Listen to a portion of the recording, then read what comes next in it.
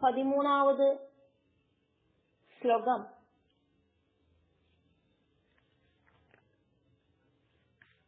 பிரசன்ன வதன அம்போஜம். பிரசன்ன வதனாம்போஜம் பத்ம கர்ப்ப அருண இச்சணம். பத்ம கர்ப்பாருணேச்சணம். பிரசன்ன வதனாம்போஜம் பத்ம கர்ப்பாருணேச்சணம். நீல உல்பல தள ஷியாம சங்க சக்கர கதாதரம். நீலோல்பலதள ஷியாமம் சங்க சக்கர கதாதரம். பிரசன்ன வதனாம்போஜம் பத்ம கர்ப்பாருணேச்சணம். நீலோல்பலதள ஷியாமம் சங்க சக்கர கதாதரம். விடர்ந்த தாமரப்பூ மாதிரி இருக்கிற பகவானோடு முகம், தாமர இதழ் மாதிரி இருக்கிற பகவானோடு கண்கள், 4 திருக்கரங்களில சங்கு சக்கர கத பத்மங்கள் வச்சிருக்கிற பகவான். இப்படி இருக்கிற பகவானை தியானிக்கணும்.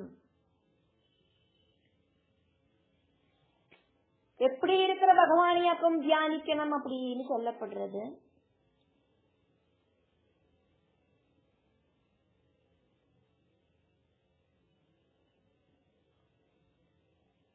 யம நியம ஆசன பிராணாயாம பிரத்யாகாரங்கள் இப்படின்னு இருக்கிற 5 ப்ராசஸ்கள் இந்திரியங்களை கண்ட்ரோல் செய்யறதுக்காയിട്ടുള്ളതാക്കും. മനസ്സ് ചഞ്ചലമാകാതക്ക് നിക്കറ വരയ്ക്കും ഭഗവത് രൂപത്തെ ധ്യാനിക്കണം அப்படின்னு 18வது ஸ்லோகத்துல சொல்லப்படுறது. சமக்ர அங்கம் பூர்ணனா இருக்கிற அங்கங்கள் கம்ப்ளீட்டா இருக்கிற தேவம் பகவான தியாயேது தியானிக்கணும். தியாயேது தேவம் സമഗ്രാംഗം. അഗ്രം ചെന്നാൽ എൻഡ്, എല്ലാ എൻഡുകളോടും കൂടിനത് പരിപൂർണ രൂപത്തെ ധ്യാനിക്കണം அப்படின்னு அர்த்தம். മനഃ മനസ്സ് யாவது எந்தளவுக்கு நேரம் ந க்யவதே டிஸ்டர்ப் ஆகாம இருக்கோ அதுவரைக்கு தியானிக்கணும். யம நியம ஆசனங்கள் பிராணாயாமங்கள் பிரத்யாகாரம் இப்படி இருக்கிற ப்ராசஸ்னால இந்திரியங்களை கண்ட்ரோல் செஞ்சு மனசு சஞ்சலமாகாதைக்கு நிக்கிற வரைக்கும் அந்த பகவத் ரூபத்தை தியானிக்கணும். இது 18வது ஸ்லோகத்துல சொல்லப்படுறதாக்கும். அதுக்கு என்னெல்லாம் ஆக்கும் செய்யணும் அப்படிங்கறது ஆக்கும் இங்க 13வது ஸ்லோகத்துல இருந்து சொல்லப்படுறது.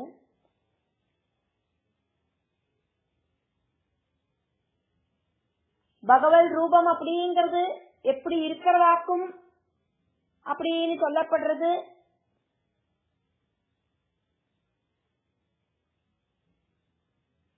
அதுக்கு முன்னோடியாயிட்டு 13 முதலுக்கு இருக்கிற ஸ்லோகங்கள் வர்ணிக்கப்படுறது. பிரசன்ன வதன அம்போஜம். பகவானோட முகம் அப்படிங்கிறது தாமர மாதிரி விடர்ந்ததாக்கும். விடர்ந்த தாமரப்பூ மாதிரி இருக்கிற பகவானோட முகத்தை தியானிக்கிறதுக்கு கபிலதேவன் அம்மா கிட்ட சொல்றார். ஜொலிக்கிற கண்களோடு கூடின விடர்ந்த முகம் இருக்கிற பகவானை தியானிக்கணும். மனசுக்குள்ள பகவான நம்ம இப்படி நினைச்சு பார்க்கறத பகவான் ஸ்டாச்சு மாதிரி நிற்கப்படாது. பகவான் நம்மளில ஒருத்தராயிட்டு தெரியணும். பகவானுக்கு உயிர் இருக்கிற மாதிரி நம்மளோட கண்களுக்கு தெரியணும். பகவானோடு அந்த முகம் அப்படிங்கிறது தாமரப்பூ மாதிரி விடர்ந்து நிக்கிறதே, அத பார்க்கறத உண்மையா பகவான் நம்மளை பார்த்து புன்னகையோடு கூடி நிக்கிற மாதிரியே நமக்கு தோணணும். ஜொலிக்கிற கண்களோடு கூடி இருக்கிற விடர்ந்த கண்கள் இருக்கிற அந்த பகவானோட முகம். பகவானோட கண்களில் இருக்கிற கண் தீவிகள் கூடியும் நம்மளை பார்த்து சிமிட்டறதாயிட்டு நமக்கு தெரியணும். கருணாகடாட்சத்தோடு கூடி இருக்கிற புன்னகையோடு கூடி இருக்கிற அந்த பகவானோட முகத்தை தியானிக்கணும். உயிரிருக்கிற தேஜஸ்வியாயிருக்கிற அந்த பகவான நேரில பார்த்து தியானிக்கிற மாதிரி தியானிக்கணும். நம்ம விக்கிரகங்களில போட்டோல எல்லாம் பாக்குற ரூபம் அப்படியே அசையாம நிற்கும். ஆனா நம்மளோட ஹிருதயத்துக்குள்ள நம்ம பகவானுக்கு அசைவு கொடுக்கணும். பகவான் நம்மளை பார்த்து கண்ணை மூடி கண்ணை திறக்கிற மாதிரி நமக்கு தெரியணும். நம்ம பகவான துதிக்கிறத பகவான் தலையாட்டி ரசிக்கிற மாதிரி நமக்கு தெரியணும். இப்படின்னு நம்மளோட சங்கல்ப புக்திய கொண்டு போகணும். பகவான நேரில பாக்குற மாதிரி தியானிக்கணும்.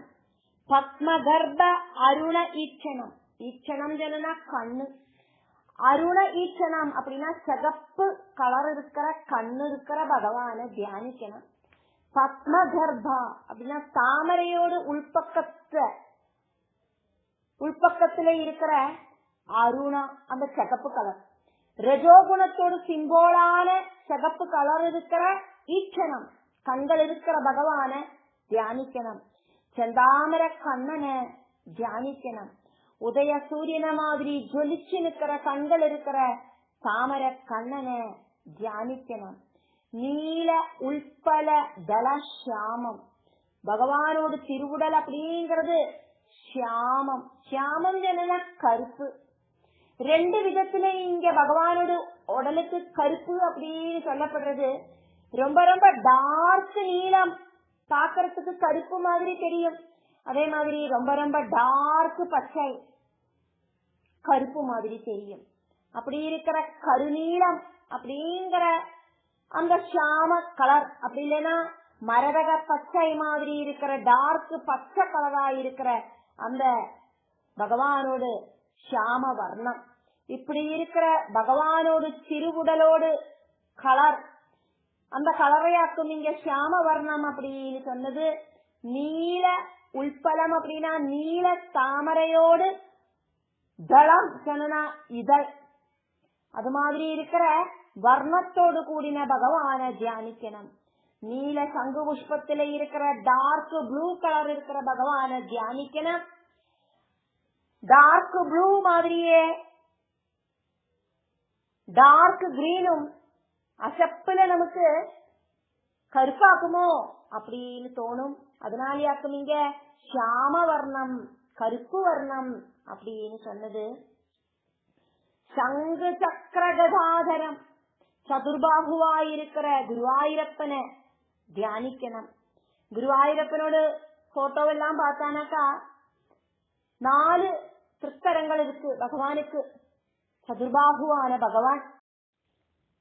மேல் பக்கமாயிருக்கிற இடது கையில சங்கும், மேல் பக்கமாயிருக்கிற வலது கையில சக்கரமும், கீழே இருக்கிற இடது கையில கதையும், கீழே இருக்கிற வலது கையில தாமரப்பூவையும் தரிச்சுருக்கிற பகவான் குருவாயூரப்பனை தியானிக்கணும் அப்படின்னு இங்க சொல்லப்படுறது. பகவானுக்கு ஒரு ரூபம் கொடுத்து சங்கல்பிச்சு உபாசிக்கிறதாக்கும் சகார ரூபம் உபாசனை. சங்கு சக்கர கதா பங்கஜங்களோடு கூடிட்டு சதுர்பாகுவா இருக்கிற விஷ்ணுவை உபாசிக்கிறது. விஷ்ணுவோடு கேசாதி பாதம் அப்படி இல்லைன்னா பாதாதி கேசம் பிரத்யேகமாயிட்டு தியானிச்சு உபாசிக்கிற அந்த ஒரு மெத்தேடு. இந்த தியானங்கள் எல்லாம்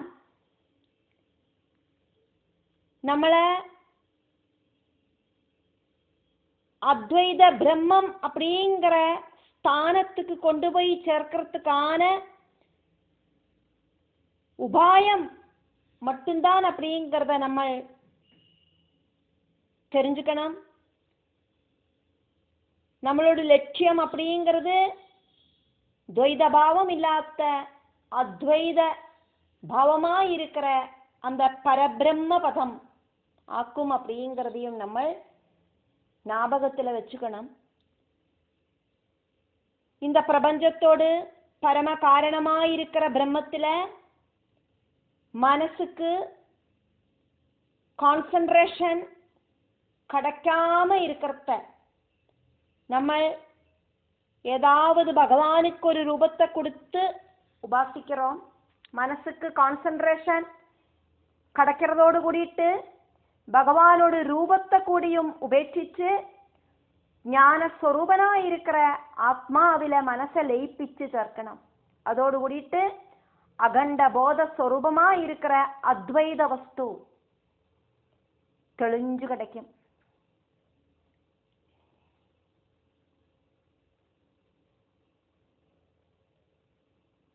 இப்படி அந்த பரபிரம்ம வஸ்து அப்படிங்கிற அந்த போதம் புத்தியில தெளிஞ்சு வந்தானா கிரமமுக்தி சாத்தியமாயி தீர்றது.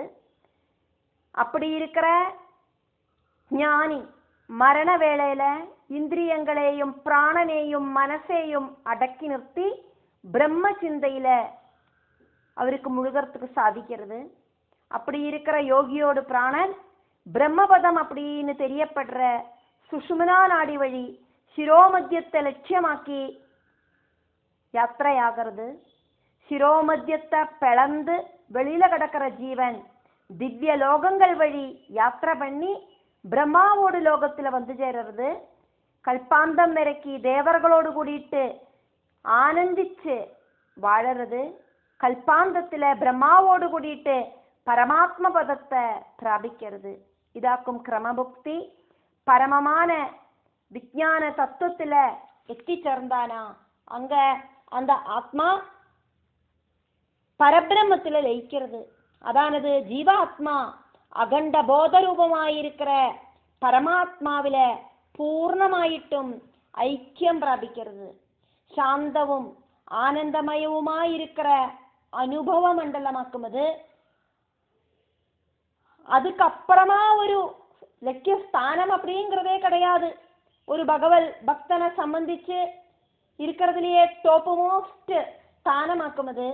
அங்க எத்தி சேர்ந்தானா அதுக்கப்புறமா ஜனன மரண ரூபமா இருக்கிற சம்சார சக்கரத்துக்கு நமக்கு திரும்பி வர வேண்டிய அவசியம் இல்லை.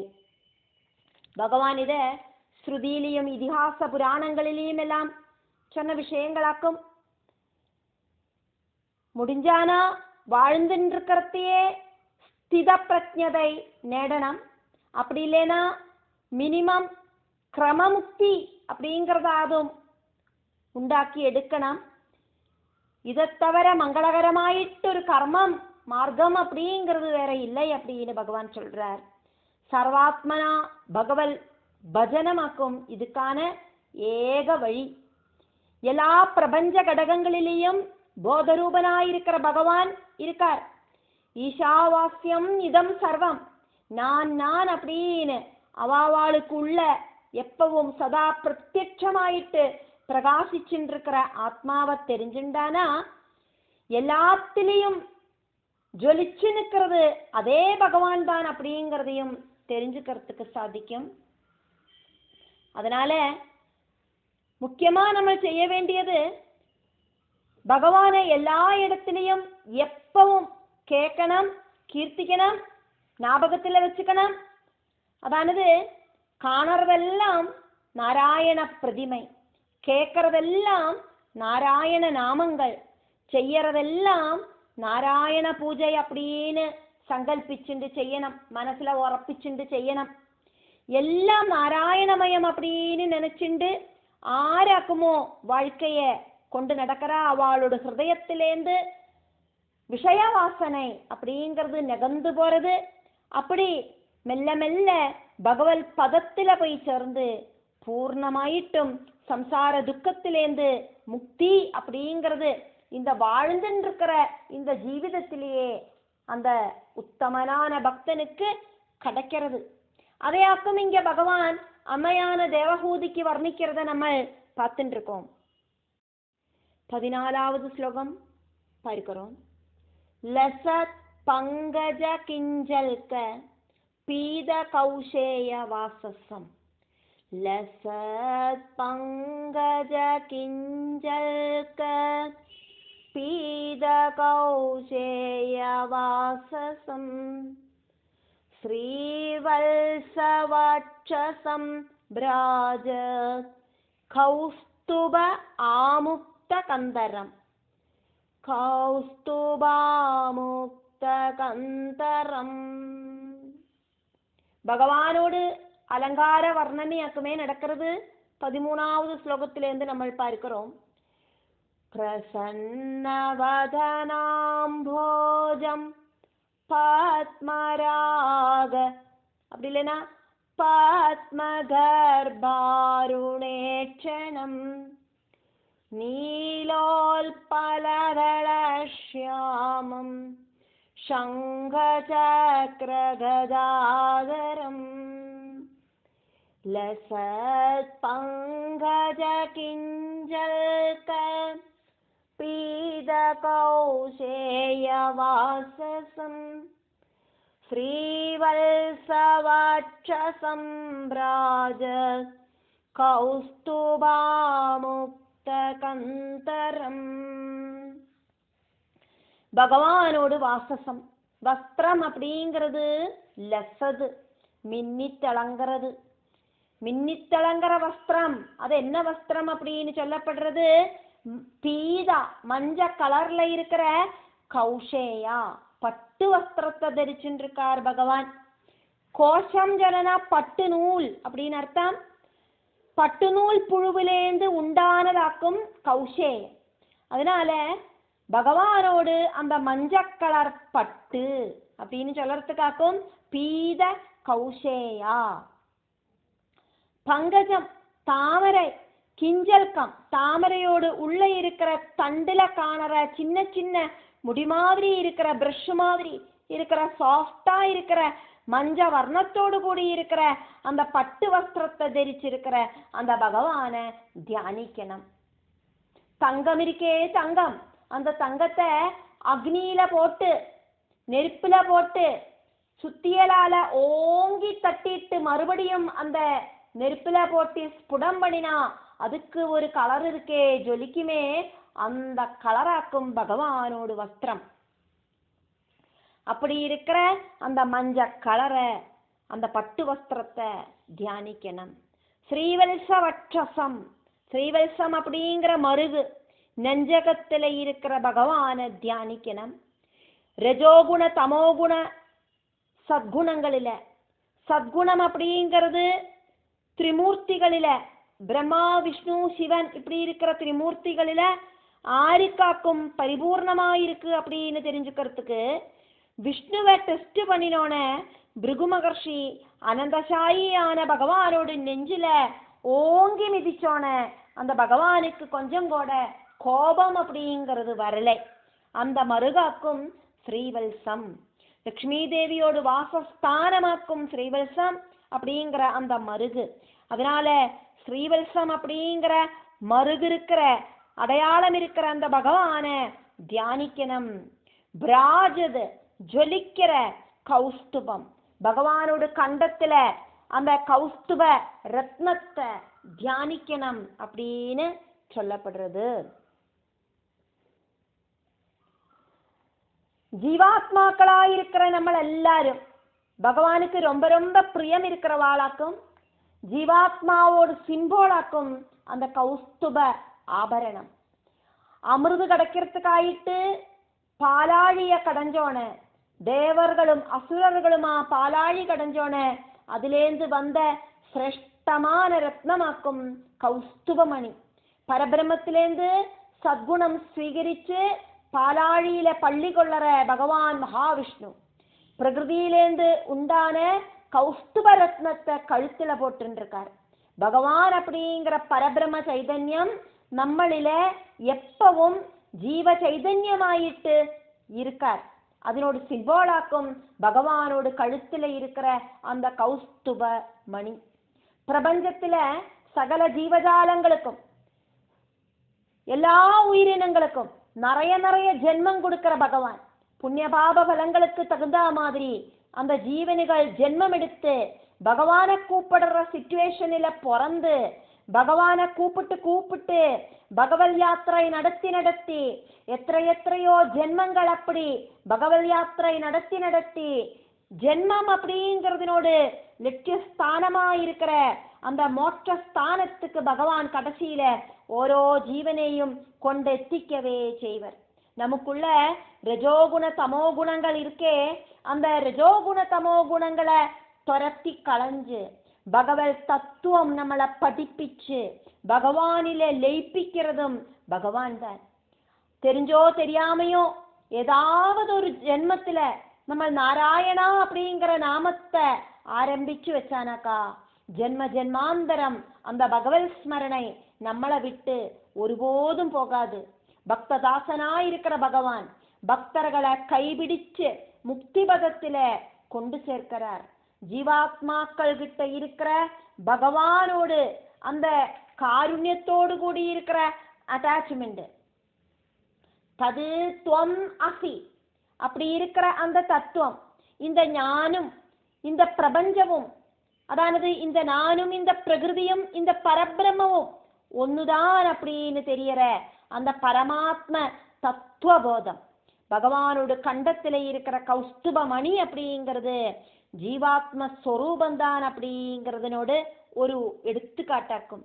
கௌஸ்துப ரத்னம் மின்னித்தளங்கிற அந்த பகவானோட ரூபத்தை தியானிக்கணும் அப்படின்னாக்கும் இங்க கபிலதேவன் அம்மாவுக்கு சொல்றார்.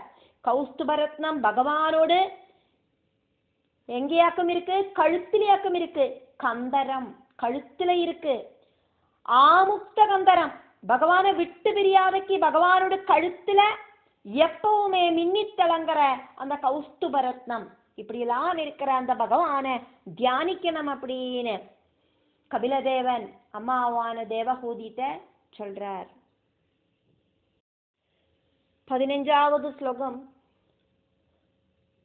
மத்த திரேஷ கலையா பரீதம் வனமாலயா, மத்தத்திரேபகலயா பரீதம் வனமாலயா, பரார்த்திய ஹார வலய கிரீட அங்கத நூபுரம். மத்தத்திரேபகலயா பரீதம் வனமாலயா, பரார்த்திய ஹார வலய கிரீடாங்கதநூபுரம். கிரீட அங்கதநூபுரம். பரார்த்தியஹாரவலய கிரீடாங்கதநூபுரம். வண்டுகள் மூளி பறக்கிற வனமாலை கழுத்துல போட்டு பகவான், கிரீடம் தோள்வளகள் காலில செலங்கையெல்லாம் போட்டுண்டு முத்துமாலையெல்லாம் போட்டுருக்கிற பகவான தியானிக்கணும். பகவானோடு திருமாறில வனமாலையா பரீதம், நிறைய பூக்களால வனமாலைகளால. வனமாலை என்னன்னா காட்டுல கிடைக்கிற விவித தரம் பூக்கள், மனம் இருக்கிற பூக்கள் மனமில்லாத பூக்கள் எல்லாம் அதுல இன்க்ளூடு. அப்படி இருக்கிற வனமாலைகளால சுற்றப்பட்டு அப்படி இல்லைன்னா திங்கி நிறைஞ்சிருக்கு பகவானோடு மாறிடம். வனமாலாதாரியான பகவானை தியானிக்கணும். வனமாலையில பூக்கள் ரொம்ப ஃப்ரெஷ்ஷாக்குமே. தேன் துளி துளியாயிட்டு கிணிஞ்சு நிற்கிற காரணத்தால அந்த தேனை குடிக்கிறதுக்கு வண்டுகள் பறந்து வர்றது, வண்டுகள் வட்டமிட்டு பறக்கிறத, அந்த வண்டுகளோடு அந்த ரெக்கையோடு சின்ன சின்ன சன்னமான அந்த ரெக்கையோடு அந்த சத்தம் அப்படிங்கிறது ரீங்கார சத்தமாயிட்டு பிரமரமாயிட்டு பவிக்கிறது. மத்த திரேஃபகலையா, வண்டுகள் வட்டமிட்டு சத்தத்தோடு கூடிட்டு சப்த கோஷத்தோடு கூடிட்டு பாரி நடக்கிற காரணமாயிட்டு வண்டுகளோடு கூடின வனமால தரிச்சிருக்கிற அந்த பகவான், அப்படி இருக்கிற பகவான தியானிக்கணும். த்வி அப்படின்னா ரெண்டு, த்விரேஃபம் அப்படின்னாக்கா 2 தடவை. ரா அப்படிங்கிற எழுத்து 2 தடவை இங்க யூஸ் பண்ணப்பட்டிருக்கு. பிரமரம் அப்படிங்கறதுல பிர அப்படிங்கறதுல ஒரு ரா வருது, மரம் அப்படிங்கறதுல ஒரு ரா வருது, பிரமரம். அப்ப 2 தடவை ரா யூஸ் பண்ணினதுனால இங்க த்விரேஃபம் அப்படின்னு சொல்லப்படுறது. 2 தடவை ரா அப்படிங்கிற எழுத்து வர்றதுனால வண்டுக்கு திரேஃபம் அப்படின்னு பேரு. வண்டு பூக்களில தேனை குடிச்சு உன்மத்தமான அவஸ்தையில எத்தினதுனால மத்த திரேஃபம் அப்படின்னு அர்த்தம். மத்த திரேஃப கலையா, வண்டுகளோடு கூட்டம் வனமாலையில வட்டமிட்டு பறந்து கழிக்கிறது. அப்படி இருக்கிற அந்த பகவான், வனமாலாதாரியா இருக்கிற பகவான தியானிக்கணும். பரார்த்தியஹார, ஹாரம் ஜனன மாலை, பரார்த்தியா ஹாரம் அப்படின்னாக்கா இவ்வளவாக்கும் காஸ்ட் அப்படின்னு அந்த மாலைக்கு ஒரு வேல்யூ போட முடியாது, வேல்யூலெஸ் ஹாரம்.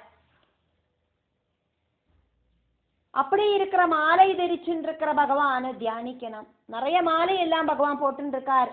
ரத்ன மாலைகள், முத்து மாலைகள், சொர்ண மாலைகள், வெள்ளி மாலைகள், பவிழ மாலைகள், இப்படி இப்படி நிறைய மாலைகள் போட்டு இருக்கார். இப்படி இருக்கிற வெரைட்டியா இருக்கிற மாலைகளுக்காக்கும் கழுத்திலேந்து வயறு வரைக்கும் நாந்து கிடக்கிற மாலைக்கு பேராக்கும் ஹாரம் அப்படின்னு சொல்றது. வளையம், வளையம் சொன்னா கையில போட்டிருக்கிற வளைகள், ரிஸ்ட் வாட்ச் அப்படின்னாக்கா கையில போட்டிருக்கிற வாட்ச். அப்போ வளையம் சொன்னா கையில போட்டிருக்கிற அந்த வளைகள். அப்படி இருக்கிற பகவான தியானிக்கணும். கிரீடம் அங்கத நூபுரம், கிரீடம்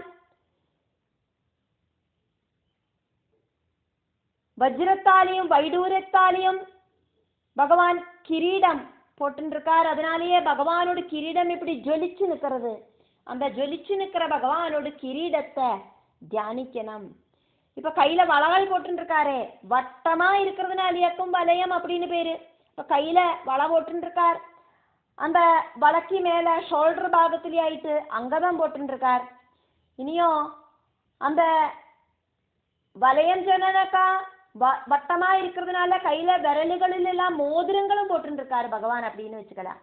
அதே மாதிரி நூபுரம் போட்டுருக்கார். நூபுரம் சொன்னாக்கா பாகத்துல தரிச்சுக்கிற சலங்கை, கொலுசு, இப்படியெல்லாம் அலங்காரங்கள் இருக்கிற பகவான மனசுல தியானிக்கணும். கண்ணு அப்படிங்கிறத இந்த பிரகிருதி விஷயங்களுக்கு கொண்டு போகாதக்கு மெல்ல திறந்து மூக்கோடு அந்த எண்டில பார்த்து அந்தர்முகமாயிட்டு அந்த மனசுக்கு திரிச்சு பிடிக்கணும். அப்படி திரிச்சு பிடிக்கிறத பகவல் ரூபம், தேஜஸ்வியான அந்த பகவல் ரூபம் மனசுக்குள்ள வெட்டி திளங்கி காணும். அப்படி இருக்கிற அந்த பகவல் ரூபத்தை தியானிக்கணும் அப்படின்னாக்கும் பகவான் அம்மையான தேவஹூதிக்கு சொல்றார்.